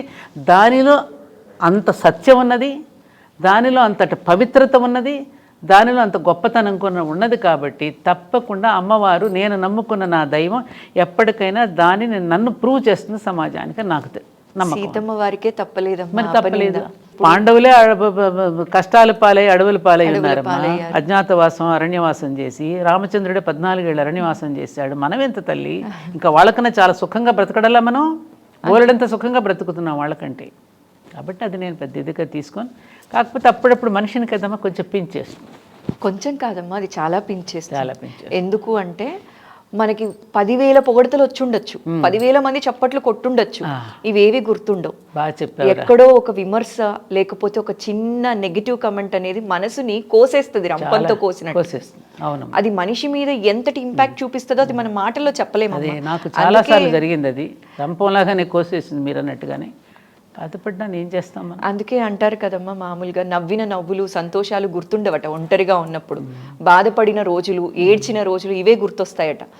నేను మనస్ఫూర్తిగా కోరుకుంటున్నాను మీకు ఆ గాయం కంప్లీట్గా హీల్ అయిపోయి, అది ఆరోపణ అన్న విషయం మీకు తెలుసు, అందరికీ తెలుసమ్మా, మాకు కూడా. అది ఆరోపణ అని ఎప్పుడో కొట్టి పడేశారు కూడా. ఇంకోటి ఉంది శాస్త్రం, రుద్రాధ్యాయంలో ఉన్న జంబే దధామి అంటే, అలా మనం తప్పు చేయకపోయినా తప్పు చేసినట్టు మన ఎవరైనా అంటే గనక నువ్వు బాధపడకు, జంబే దధామి, శివుడి నోట్లో వేసేయమంది వాళ్ళని. నేను కూడా అదే అనుకున్నాను, అది తెలిసిందే కదా. అమ్మ, ఇప్పుడు మీరు మాటల్లో అన్నారు ఆ అమ్మవారు చూసుకుంటారు, శివుడి నోట్లో వేసేయమన్నారు అని చెప్పి. మీ ఇష్ట దైవం ఎవరమ్మా? అమ్మవారు లలిత పరమేశ్వరి. లలితా పరమేశ్వరి. మీరు రెగ్యులర్గా లలిత పఠనం ఇట్లాంటివి చేస్తూ ఉంటారమ్మా? ప్రతిరోజు నిత్యాగ్నిహోత్రం చేసుకుంటానమ్మా ఇంట్లో. ఓకే. ఇప్పుడు ఇవాళ మార్నింగ్ కూడా నేను అగ్నిహోత్రం చేసుకునే వచ్చాను మీ దగ్గరికి. ఎందుకనంటే నేను నిత్యాగ్నిహోత్రం చేసుకోవడానికి ఒక కారణం ఉంది, అది చెప్పాలి మీకు. శ్రీ ధర్మపురి క్షేత్రం అని మన మియాపూర్లో మనం కట్టినటువంటి ఆలయాలన్నీ ఒక సముదాయంగా ఉంది. అక్కడ ప్రాణప్రతిష్ఠ జరిగింది. ఆ ప్రాణప్రతిష్ఠ జరిగిన అన్నింటిలోనూ నా ఇన్వాల్వ్మెంట్ ఉంది కాబట్టి, నేను చేయించాను కాబట్టి, నాకు లోపల ఒక బాధ ఏమిటంటే, ఆచార్యులు ఉన్నారు, పురోహితులు ఉన్నారు, పెడతారు, టైం కానీ టైం ఉండొచ్చు, ఒక్కోసారి జరగవచ్చు, జరగకపోవచ్చు. బిడ్డల్ని మనం కనిన తర్వాత మనమే పెట్టుకుంటాంగా అన్నాం. అలాగే అక్కడ ప్రాణప్రతిష్ఠ చేసిన తర్వాత వాళ్ళని కూడా మనం జాగ్రత్తగా చూసుకోవాలి కదా. అందుకని నేను ఇంటిలో ఉండే ఆ దేవతలందరికీ మన ఇంటిలో ఉండే హవిస్సులు వేస్తూ ఉంటాను అనమాట. ఓకే. ఒక బ్రేక్ఫాస్ట్ లాగా తినిపించడం అనుకో. ఎందుకంటే అగ్నిముఖంగానే కదా వారు స్వీకరించేది. అది మనం పెట్టిన తర్వాత మనం తింటాం నైవేద్యం. ఇది అగ్నిముఖంగా వేస్తే వారికి చెందుతుందనేది మనకి శాస్త్రీయ దృక్పథంతో చెప్పిన విషయం అందరికీ తెలిసిందే కదమ్మా. అలా పెట్టుకుని నేను తృప్తి పడతానంతే, ఇందులో గొప్పదేం కాదు. అందుకే ఎన్ని విషయాలు నేర్చుకోవాలమ్మా మీ దగ్గర నుంచి. మేము 8 గంటలు పనిచేసేదానికి పొద్దున్నే వచ్చేప్పుడు టైం అయిపోయిందని చెప్పి ఓ రోజు పూజ చేస్తాం, ఓ రోజు అమ్మకి చెప్పి వచ్చేస్తూ ఉంటాం, ఇలా పరిగెట్టేస్తూ ఉంటాం. ఏమంటే టైం లేదు, ఉట్టి నమస్కారం పెట్టుకొని వచ్చేస్తూ ఉంటాం. ఈ వయసులో కూడా మీరు రెస్ట్ తీసుకోకుండా ఇంత ఓపిక్గా అమ్మవారికి కృతజ్ఞత చెప్తున్నారు రోజు హవిసు రూపంలో. అయితే ఇప్పుడు ఈ పూజలు ఇలాంటివనేవి చాలా తక్కువైపోయాయి కదమ్మా, నిత్య జీవితంలో చాలా తగ్గిచ్చేశారు. దైవబలం అనేది కూడా ఖచ్చితంగా కావాలి, కష్టానికి దైవబలం ఉన్నప్పుడే వాళ్ళు అనుకున్న పొజిషన్కి రీచ్ అవుతారని కూడా పెద్దలు చెప్తూ ఉంటారు కదమ్మా. అలాంటి వారికి మీరు ఇచ్చే సందేశం ఏంటమ్మా? పూజలు చేస్తున్నారమ్మ సురేఖ. ఇప్పుడు పూర్వం కంటే కూడా పారాయణలు కానీ, భగవద్గీత, లలిత, హనుమాన్ చాలీసాలు, పారాయణలు గ్రూప్గా అందరూ చేసుకోవడం, ఇళ్లలో ప్రతి ఒక్క ఇదివరకు వెనకటి రోజుల్లో వ్యవసాయదారు కుటుంబాల్లో కానీ గ్రామాల్లో కానీ పండుగ రోజు తప్ప దీపాలు వెలిగించడం అనేది ఉండేది కాదు. కార్యక్షేత్రంలో పనిచేయడం తెలుసు, పండుగ రోజున దీపం తెలుసు, సాయంత్రం దీపారాధన అంతే తప్ప పూజాధికాలు లేవు. దేవాలయానికి వెళ్ళడం, అక్కడ సమర్పించుకోవడం, ఇంట్లో మాత్రం పని చేయటం, అది అసలు కరెక్ట్ పద్ధతే అది. ఓకే. కానీ ఇప్పుడు ఉన్నటువంటి ఆధునిక కాలంలో ప్రతి చోట మన కర్ణాటక, తమిళనాడు రాష్ట్రం అంతా ప్రతి ఇంట్లో బ్రహ్మాండమైన పూజ గదులు ఉంటాయి. మన తెలుగు రాష్ట్రాలు అంత ఉండవు. కానీ ఇప్పుడు మన తెలుగు రాష్ట్రాల్లో కూడా ప్రతి ఇంట్లోనూ ఒక పూజ గది ఉంటుంది. బాగా మంచి ఫోటోలు అయ్యి పెట్టి రోజు నిత్యము ఆరాధన, నిత్యము పూజలు ఇప్పుడు ఎక్కువ అయ్యాయి. కాకపోతే ఈ పూజా విధానాలు ఎక్కువ అవుతున్నాయి, కానీ పూజ యొక్క పరమార్థాన్ని కూడా ఎరిగి చేస్తే ఇంకా బాగుంటుంది. ఇప్పుడు మన దీపారాధన చేస్తున్నాము, ఇది పృథ్వీతత్వానికి గుర్తుగా మనం ఏం వెలిగిస్తామంటే అక్కడ గంధం పోస్తాం. అలాగే వాయుతత్వానికి గుర్తుగా థ్యాంక్స్ చెప్పుకుంటూ ఉద్బత్తి వెలిగిస్తాం. ఏమ్మా, ఆకాశతత్వానికి థ్యాంక్స్ చెప్పుకుంటూ అక్కడ పుష్పం పెడతాం. వహినితత్వానికి, తేజోతత్వానికి గుర్తుగా దీపం పెడుతున్నాం. ఈ భగవంతుడు మనకు అన్ని ప్రసాదించినటువంటి దీనికి అమృతతత్వం అని చెప్తూ నైవేద్యం పెడుతున్నాం. అంటే 5గురికి థ్యాంక్స్ చెప్పుకుంటున్నాగా. అక్కడేమది అలా భౌతికంగా పూజ అయితే చేస్తున్నావు, ఈ తత్వాన్ని నువ్వు ఎందుకు జీర్ణించుకోవడలా? అది నాకు అంతు పట్టదు. అంటే ప్రతిదానికి కూడా రుద్ర నమక చమకాలు నమః నమః నమః అంటాడు. వృక్షానికి నమస్కారం, కేశానికి నమస్కారం, దొంగకి నమస్కారం, దొరకి నమస్కారం అని అంటాడు కదా. అనన్య చింతయ అది కూడా వంట పట్టించుకున్నప్పుడు వాటికి ధన్యవాదాలు ఎందుకు చెప్పాలి, ఎందుకు చెప్తున్నావు మనం, అది ఎప్పుడు కూడా గుర్తెరిగి ఉండాలి. దాని పట్ల ఏమరపాటు చెందకుండా ఉండడం కోసం కదా మనకి చెప్పారు. అది పోతోంది, అది తగ్గుతోంది. అది కనుక ఉంటే ఇంత అమానుషం ఎందుకు జరుగుతుంది? నిజంగానే వాటికి థ్యాంక్స్ చెప్పుకుంటూ ఉన్నప్పుడు నువ్వు పర్యావరణాన్ని ఎందుకు నాశనం చేస్తున్నావు? పర్యావరణం కోసమే కదా నువ్వు థ్యాంక్స్ చెప్తున్నావు. మరి పర్యావరణానికి ఎందుకు మనం విచ్ఛిన్నం కలిగిస్తున్నావు? అక్కడ మనం ఏమరపాటు చెందుతున్నాం. ఆ వైపుగా కనుక మనం ఆలోచించగలిగితే అప్పుడు భగవంతుడు మన పూజను స్వీకరిస్తాడు అనేది మనకి శాస్త్రం చెప్పింది, అది సత్యం కూడా. ఎంత చక్కగా చెప్పారమ్మా. అయితే ఇందాకే నేను మిమ్మల్ని ఒక క్వశ్చన్ అడగాలనుకున్నానమ్మా. అప్పుడు మీరు ఎమోషనల్గా ఉండటం వల్ల నేను మళ్ళీ ఆ టాపిక్ తీయలేదు. మీరు నాన్నగారి విషయం చెప్తూ కూడా చాలాసార్లు చెప్పారు, మీకు మీ మధ్య బాండింగ్ అందరికీ తెలిసిందే, మిమ్మల్ని దగ్గర నుంచి చూసిన వాళ్ళకి కావచ్చు, ఇలా చాలామందికి తెలుసు. అయితే ఈ మధ్యకాలంలో ఆ బాండింగ్ నిజంగా లేదమ్మా. లేదు. ఎందువల్ల అయి ఉండొచ్చు అంటారు? ఆ బాండింగ్ పెరగటానికి మీరు ఇచ్చే సలహా ఏంటమ్మా? ఏంటంటే అమ్మా, ఒకప్పుడు సరైన వయసులో వివాహాలు జరిగాయి. తల్లిదండ్రులు చక్కగా అన్ని వైపులా చూసి వివాహాలు చేసేవారు. అప్పుడేమయ్యేది, ఆ వివాహాలు ముందుగా మనసులు పెనవేసుకునేవి. ఇప్పుడేమవుతోంది, మనసులు పెనవేసుకోవడం పోయి శరీరాలు పెనవేసుకోవడం మొదలైంది. అందుకే అంటారు పాశ్చాత్యులకి వివాహం అంటే 2 జీవితాల కలయిక కాదు, 2 శరీరాల కలయిక. భారతీయులకి 2 జీవితాల కలయిక. Marriage is not for recreation, it is for creation అన్నారే. ఈ దాంపత్య యజ్ఞం అనేటువంటి సృష్టి నిలవడానికి భగవంతుడి చేత ఏర్పాటు చేయబడింది అనే సత్యం ఇప్పుడు పిల్లలకి ఎవరు చెప్తున్నారు? ఎంతవరకు నీకు ఫోటో షూట్స్, అసలు పెళ్ళిళ్ళకి వెళుతుంటే ఎవరినైనా నిండు మనసుతో ఆశీర్వచించే పరిస్థితులు కనపడుతున్నాయా తల్లి? చుట్టూ ఆ గొడుగులు పెట్టుకునే కెమెరాలు ఉంటాయి. ఎక్కడి నుంచో మనం విసిరేయాల్సి వస్తుంది అక్షతలు. అబ్బా ఎప్పుడు పిలుస్తారా అని గుంపుగా వెళ్ళిపోయి మనం చేస్తున్నాం తప్ప అటు వివాహం చేస్తున్న తల్లిదండ్రులు చెప్పడం లేదు, బిడ్డలకి తెలియదు పాపం వివాహం అంటే ఏమిటో. ఆ ఫోటో షూట్స్కి, ఈ భోజనాలకి, ఈ హడావుడికి, ఈ ఈవెంట్ మేనేజర్స్కి ఇస్తున్నటువంటి ప్రాధాన్యత రేపు జీవితంలో దాంపత్య జీవితాన్ని అనుభవించవలసినటువంటి వాళ్ళకి, 75 సంవత్సరాల జీవితాన్ని పంచుకోవలసినటువంటి వాళ్ళకి మనం ఏం చెప్తున్నాం? మాకు అలా చెప్పి పంపించారు మా తరం వాళ్ళకి. చెప్పింది మీరు తీసుకున్నాం కూడా. ఇప్పుడు నిజంగా అందరికీ ఉన్నాయి ఇవి. ఈవెన్ ఎవ్వరు కూడా ఇందులో కూడా తక్కువేం కాదు. అందరికీ పెళ్ళి అయిన కొత్తలో ప్రతి ఇంట్లోనూ ఒక అమ్మాయి ఒక చోట నుంచి మరొక ఇంటికి వెళ్ళినప్పుడు ఆ వాతావరణానికి అలవాటు పడడానికి అందరికీ సమయం పడుతుంది. అప్పుడు మా అమ్మ వాళ్ళు ఏం చెప్పేవారు, ఈ మొక్కని ఇక్కడి నుంచి మరొక చోటకి మార్చినప్పుడు ఆ వాతావరణానికి అలవాటు పడి ఆ మొక్క మళ్ళీ చిగురించడానికి సమయం పడుతుందమ్మా. అలాగే మేమందరం కూడా అనుభవించాము, మీరు కూడా అనుభవించండి, తర్వాత మీరే చూస్తారు, ఓర్చుకుంటే ఓరుగల్ల పట్టణం లభిస్తుందమ్మా అని చెప్పేవారమ్మ వాళ్ళు. ఇప్పుడు నా బిడ్డ కష్టపడ్డం ఎందుకు, వచ్చేయమ్మా. అదే జరుగుతోందిగా ఇప్పుడు. అందులో ఒకళ్ళిద్దరు ఉన్నారు, షేర్ చేసుకోవడానికి 10 మంది పిల్లలు లేరు ఇవాళ, ఒకరినొకరు ఆదుకోవడానికి చెప్పడానికి. అది ఇంకా అయిపోయింది. అందులో బాగా అనుకోకుండా అనవసరపు డబ్బు ఒకటి వచ్చేస్తుంది, అందరికి ఈజీ మనీ వచ్చేసింది, జీతాలు పెద్ద పెద్దగా ఉంటున్నాయి, అందుకని నాకుండగా నేను సంపాదించుకుంటాను ఇంకా నాకేంటి అనేటటువంటి ఇది వచ్చింది. ఈగోస్. ఇది తెలియకపోవటం వల్ల జీవితపు విలువ. సీతాదేవికి పెళ్ళి నిశ్చయం అయిపోయి జడేస్తుంటుంది సునయన. జడేస్తుంటే అప్పటి వరకు ఇట్లాగే జుట్టు ఆడుకుంటూ పాడుకుంటూ చిన్న కన్నెపిల్లగా ఉంది కదా జుట్టు మామూలుగా వేసుకుని, అమ్మ ఎప్పుడు వేయలేదు, వాళ్ళు ఎందుకు ఇట్లా జడేస్తున్నావు అని అంటుంది. ఎంత బాగా చెప్పించారంటే దానిలో, చూడమ్మా నువ్వు ఇక్కడ నుంచి మరొక ఇంటికి వెళ్తున్నావు కదా, అక్కడ అనేక రకాలుగా ఉంటారు వ్యక్తులు, వాళ్ళందరినీ ఇక్కడ ఒక్కొక్క పాయనే నేను ఎట్లా అయితే నేను శృతి కలుపుతూ నేను అల్లుతున్నానో అలా కుటుంబంలోని ప్రతి వ్యక్తితో వాళ్ళు అల్లుకుపోవడానికి గుర్తుగా నీకు జడ వేస్తున్నానమ్మా అని చెప్తుంది. ఓ ఎంత చక్కగా చెప్పారు అసలు. ప్రతి వెంట్రుకని కూడా మనం దువ్వేటప్పుడు పిల్లలకి అంతే కదా, అన్నింటినీ కలిపి ఒక ముడేస్తాం కదా, అట్లాగే కుటుంబం అంతటినీ కలిపి ఒక చోట ముడి వేయడం కోసం జడ వేసుకున్నప్పుడల్లా ఆ మాట గుర్తొస్తుంది. అలా చెప్పి అలా ఎవరు చెప్తున్నారు ఇప్పుడు?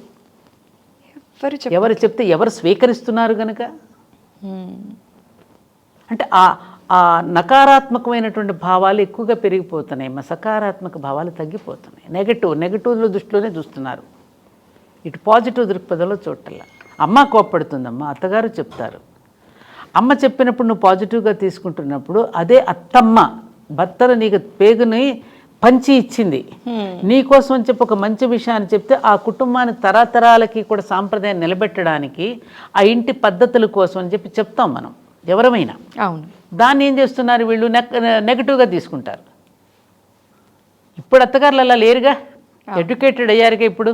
ఆ రోజుల్లో అత్తగారులు అంటే నిజంగానే బాధలు పెట్టారు, బాధలు పడ్డాం, అందరికీ ఉన్నాయి అవి. అది తీసుకునేటటువంటి దీంట్లో వస్తుంది అనమాట. పెళ్ళి అంటేనే చీకట్లో బాణమమ్మ, కాకపోతే చిన్న చిన్న వాటికి కూడా విడిపోకుండా దాని కలిసిమెలిసి ఉంటే బాగుంటది అని చెప్పి మీ ద్వారా చెప్పాలి అనుకున్నానమ్మా, చెప్పించాలి అనుకున్నాను. అమ్మ ఇంకొక చిన్న పర్సనల్ క్వశ్చన్ అమ్మ, మళ్ళీ తప్పలేదు తల్లి, అడుగమ్మా. అమ్మ, నాన్నగారి గురించి మనం మాట్లాడాం. నాన్నగారికి మీకు మధ్యనున్న బాండింగ్, మీకు పిల్లలకి మధ్యనున్న బాండింగ్ ఎలా ఉండేదమ్మా? మీరేమో ఉద్యమాలని అటు ఇటు ఎప్పుడు బిజీగానే ఉండేవాళ్ళు ఎక్కువ. సో ఎలా బ్యాలెన్స్ చేశారమ్మా? పిల్లల్ని ఎలా చూసుకునేవాళ్ళు? మీ ప్రొఫెషనల్ లైఫ్ని ఎలా మేనేజ్ చేసేవాళ్ళు? ఇక్కడ ఒకటి వచ్చిందమ్మా, పిల్లలు మిమ్మల్ని బాగా మిస్ అయ్యారా? చాలా మిస్ అయ్యారు. అప్పుడు మీకేం అనిపించలేదమ్మా? అంటే ఫస్ట్ ఇప్పుడు బాధపడుతున్నా. ఇప్పుడు బాధపడుతున్నారు. ఇవాళ నాకు మిగిలి ఉన్న బాధ అదొక్కటే. ఎందుకనంటే నాకు ఎప్పుడు కూడా జగమంత కుటుంబం నాది అనుకునే భావన నాది. నాది కొంచెం ప్రేమతత్వం, అందరినీ ప్రేమించే హృదయం నాది. ఎవరిని త్వరగా నేను తిరస్కరించను. నన్ను అవమానపరిచిన వాళ్ళని కూడా ప్రేమిస్తూనే ఉంటా. నాకున్నటువంటి స్వభావం ప్రవృత్తి. మా అమ్మ కూడా చిన్నప్పుడు అనేది ఇలాగే. అయితే ఈ విషయంలో ఏమిటంటే 2 బాటిల్స్ 1 కార్క్ ఉంటే ఏమవుతుంది? 2 సీసాలకి ఒకటే మూత. ఒకదానికి పెట్టాల్సి వస్తుంది, ఒకదానికి పెట్టకపోతే అందులో ఈగలపడతాయి. ఇందులో పెట్టకపోతే ఇందులో ఈగలపడితే, అందులో పడితే ఇందులో ఈగలపడతాయిగా. ఈ రెండింటిని బ్యాలెన్స్ చేసుకోవటం అనేది కొంచెం కష్టతరమైన విషయమే. అందులో నాకు ఈ పాజిటివ్ థింకింగ్ ఇదంతా ఎక్కువగా ఉండడం వల్ల మా పిల్లలు చాలా నష్టపోయారని నేను గట్టిగా ఒప్పుకు తీరవలసిందే. నష్టపోయారు. ఎందుకంటే వాళ్ళకి మంచి తెలివితేటలు ఉన్నాయి, సామర్థ్యం ఉంది, మంచితనం ఉంది, నాలెడ్జ్ ఉంది. వాళ్ళకున్నటువంటి రంగంలో వాళ్ళని ఇంకా మళ్ళీ తీసుకుని వెళ్ళి నేను ఇంకా రాణించేటట్టు కనుక చేయగలిగితే వాళ్ళ సొసైటీలో నా పిల్లలిద్దరూ కూడా మంచి టాప్ దీంట్లోనే ఉండేవారు. అది నేను చేయలేకపోయాను.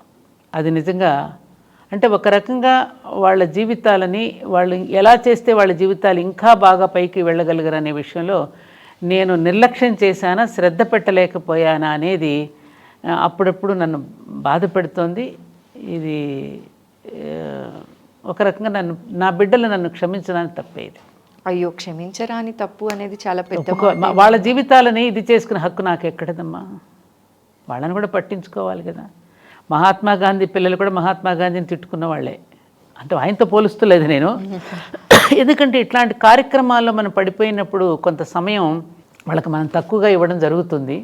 దానివల్ల కొంత వాళ్ళు నాకు చాలా సహకరించారు. నేను జీవితంలో రుణపడి ఉన్నాను అంటే నా బిడ్డలిద్దరికీ రుణపడి ఉంటాను. దానివల్ల మీకు మీ పిల్లలకి గ్యాప్ ఏమన్నా వచ్చిందంటారా అమ్మ? ఎప్పుడైనా కోపం, ఇప్పటికీ అలా మాట్లాడటం? అప్పుడెప్పుడైనా మాటల్లో పాపం నిరుత్సాహం వెలిబుచ్చుతారుగా.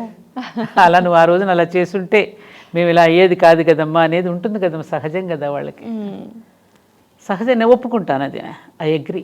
కానీ మీరన్నట్టు జగమంత కుటుంబం అని చెప్పి చాలా మందిని ఇన్స్పైర్ చేశారు, చాలా మంచితనాన్ని నేర్పించారు, సనాతన ధర్మాన్ని కాపాడారనే చెప్పాలి. భారతీయం అనేది మాకు నిలువెత్తు బంగారంలా మా ఎదురుగా ఇవాళ కూర్చున్నట్టు కనిపిస్తున్నారు. ఎందుకంటే మనం చెప్పేది ఒకటి చేసేది ఒకటి ఉండకూడదు. మనకు పెద్దలు ఏం చెప్పారు? మనం ఋషుల యొక్క సంతానం అన్నారు. దీనికి వచ్చిన ఎగ్జాంపుల్ చెప్పచ్చా మీకు? ఖచ్చితంగా అమ్మ, చెప్పండి. ఒక రాజుగారి దగ్గరికి ఒక సన్యాసి దర్శించడానికి వెళ్తాడు. వెళుతుంటే ఆ భటులందరూ వచ్చి, రాజుగారు ఇప్పుడు మీకేం సమయం ఇవ్వరు, మీరు వెళ్ళి రావచ్చు అని చెప్పి ఆయనకి అపాయింట్మెంట్ ఇవ్వకుండా పంపిస్తారు. ఓకే. పంపిస్తే అతను వెళుతుంటాడు, ఆయన సోదరుడు వచ్చి వెళ్ళాడని చెప్పండి అని చెప్తాడు ఈ సన్యాసి. ఓకే. ఈ మాట వెళ్ళి రాజుగారికి చెప్తారు, మీ సోదరుడు అండి వచ్చి వెళ్ళాడు అని. రాజుకు కోపం వచ్చి, నాకు సోదరుడా? నాకెవరు లేరే, మా అమ్మకి నేను ఒక్కడనే కదా, నాకు సోదరుడు అని చెప్పింది ఎవరబ్బా, పిలుచుకురండి, అతన్ని నిలదీసి అడుగుతాను అని చెప్పి కోపంగా చెప్పిస్తే వాళ్ళు మళ్ళీ వెనక్కి పిలిచి తీసుకొస్తారు. ఇప్పుడు రాజుగారు, ఏమిటయ్యా నాకు సోదరుడు అని చెప్పావంట, ఏ విధంగా నాకు సోదరుడు అవుతావు అని అడిగారు. అడిగితే అయితే రాజుగారు నేను ఒక 3 ప్రశ్నలు వేస్తాను, చెప్పండి. ఆ ప్రశ్నలు ఏంటమ్మా? మిమ్మల్ని పుట్టించింది ఎవరు రాజుగారు అని అడిగాడు. ఓకే. పరమాత్మ. పరమాత్మ. మరి ఆ పరమాత్మకి నేను పుట్టింది ఎవరికి? ఆ పరమాత్మే. మన ఇద్దరిని పరమాత్మే పుట్టించినప్పుడు మరి మీరు నాకు సోదరుడు కాకేమవుతారు రాజుగారు? ఇంకేం సమాధానం చెప్తాడు రాజుగారు? ఏం సమాధానం చెప్తాడు? మీ జన్మకారం ఎవరు అంటే ఆ పరమాత్మే కదా, ఎవరికైనా పరమాత్మగా తన తండ్రిని ఇచ్చింది, ఆ రూపం ఇచ్చింది. మరి నన్ను పుట్టించింది ఎవరు రాజుగారు? పరమాత్మే. మరి మన ఇద్దరు తండ్రి పరమాత్మ అయినప్పుడు మీరు నాకు సోదరుడే కదా అంటాడు. ఇది కదా మన వసుధైవ కుటుంబకం అని ఒకవైపు చెప్తూ, జగన్మాత సంతానం అని మనం ఒకవైపుని చెప్తూ, ఆ జగన్మాత సంతానమే మన చుట్టూ ఉన్నారని తెలిసినప్పుడు మరి ఎవరిని ప్రేమించకుండా ఎలా ఉంటాం మనం? పరమాచార్య ఇక్కడ ఒక్క మాట గుర్తు చేయాలి, ప్రతిరోజు నేను గుర్తు చేసుకునే మాట అది. పరమాచార్య గారు.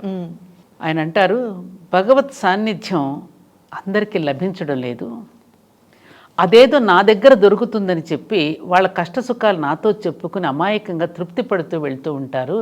అయినా వీళ్ళ కోసం కాక, వీళ్ళ కష్టాలు వినడం కాకపోతే నేనెందుకు జీవించి ఉండాలి అన్నారు స్వామీజీ. అలాంటి మహానుభావుల దగ్గర ఇవాళ ఎంతమందికి సాన్నిధ్యం దొరుకుతుంది చెప్పమ్మా? మరి ఎవరికి చెప్పుకుంటారు ఈ కష్ట సుఖాలు? అదిగో మిమ్మల్ని వాళ్ళు దూరం చేస్తున్నారు కాబట్టి మా దగ్గరికి రండి అని ఇంకొకళ్ళు సంకనెత్తుకుంటారు. అవునా కాదా? అలా జరుగుతుందా లేదా? అలా జరగడం వల్లే కదమ్మా ఈ మత మార్పులు. ఎందుకని మా ప్రపంచమంతా ఉన్న సనాతన ధర్మం ఒక దేశం ఇంకా మిగిలాం, ఆ దేశంలో కూడా సగంగా మిగిలిపోతున్నాం. కారణం ఎవరు ఎవరు ఎవరు ఎవరు? మనం కాదా? మనమనే చెప్పాలి. అది మనం క్వశ్చన్ చేసుకోవద్దా? పక్క మతం వాళ్ళు వాళ్ళకి జరిగిన మంచిని ఖచ్చితంగా చెప్తున్నారు, 100 మందికి ప్రచారం చేస్తున్నారు. మన వాళ్ళు ఎంతమంది చెప్తున్నారమ్మా? ఎంతమంది చెప్తున్నారు? దేవుడి ద్వారా జరిగిన మిరాకిల్స్ ఎంతమంది చెప్తున్నారు? ఆ చెప్పుకోవడం అనేది మన రక్తంలో లేదు. మన గొప్ప మనం చెప్పుకోం. ఆ చెప్పుకోకపోవడం ఇతరులని అవకాశంగా తీసుకుని వాళ్ళు చెప్తున్నారు. నిలుస్తుందా? అది నిలవదు కదా. సత్యం సత్యమే కదా. ఇవాళ కాకపోతే రేపు ఇవాళ ప్రపంచ దేశాలనే భారతదేశం వైపు ఎందుకు చూస్తున్నాయి? ఎందుకు నేర్చుకుంటున్నారు అక్కడ వేదాలు? ఇవాళ ప్రపంచ దేశాల్లో చాలా దేశాలలో అదేదో పరమార్థం గుర్తించే కదా అంతమంది అని గ్రంథాలు రాశారు. పాల్ బ్రంటన్ దగ్గర నుంచి అనేక మంది, మన ఐన్స్టీన్ లాంటి మహానుభావులు ఎందుకు పొగిడారు మన దేశాన్ని? కాబట్టి ఇవన్నీ వస్తాయి, కాలక్రమాలు అన్నీ మారుతాయమ్మా. కాబట్టి నువ్వు అడిగిన దానికి ఆ ఒక్కటి నాకు కొంచెం బాధ ఉంది. ఇక నాకు జీవితంలో లక్ష్యాలు కూడా ఏమీ లేవమ్మా.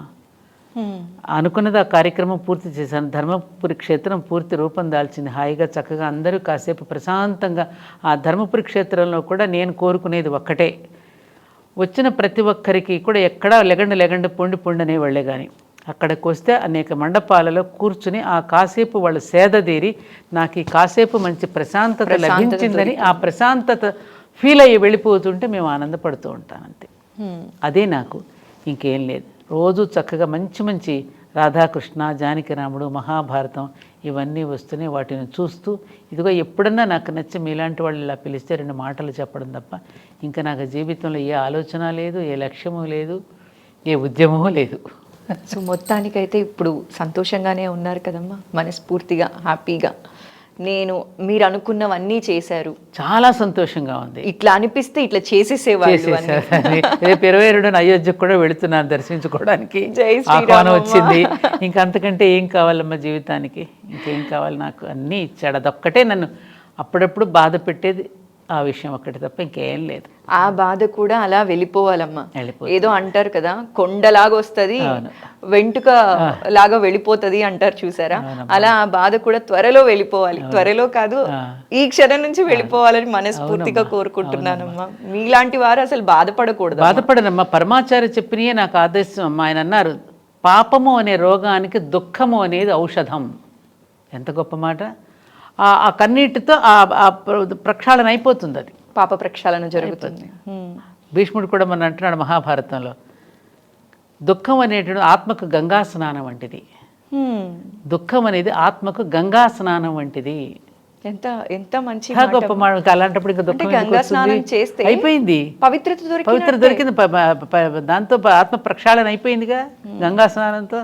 అందుకే ఆత్మలింగేశ్వరుని గంగా స్నానం మాత్రమే పెట్టాను మా ధర్మపురి క్షేత్రంలో. ఓన్లీ గంగాజలంతోనే అభిషేకం అక్కడ, అందుకే పెట్టాను అది. అక్కడ కూడా చాలా ప్రశాంతంగా ఉంటుందమ్మా. మీరు ఆ ఎప్పుడైనా గుడికి చూసారా? వెళ్ళినా కూడా చూసానమ్మా. ఎంత ప్రశాంతంగా ఉంటుందో అసలు. అక్కడికి వెళ్ళి ఇంకా అలా కూర్చొని అలా వచ్చేస్తే ఆ, దైవనామ స్మరణలో కాసేపు సాధన చేసుకున్న వాళ్ళం అవుతాం. అంతే తల్లి. అతి అదృష్టం ఉంటే తప్ప అక్కడికి రాలేమేమో అనిపిస్తుంది. అలాంటి దైవ కార్యాలు చేయాలంటే కూడా దేవుడి ఆజ్ఞ లేనిది చేయలేమమ్మా. ఆయన ఆజ్ఞనమ్మా, గురువు ఆజ్ఞ, అమ్మ యొక్క ఆజ్ఞ, దైవాజ్ఞతో. దైవాజ్ఞ. అమ్మ, మీ విలువైన సమయాన్ని ఈరోజు మా ఐ డ్రీమ్ కోసం వెచ్చించి చాలా చక్కటి ఇన్ఫర్మేషన్ మా ప్రేక్షకులతో పంచుకున్నారమ్మా.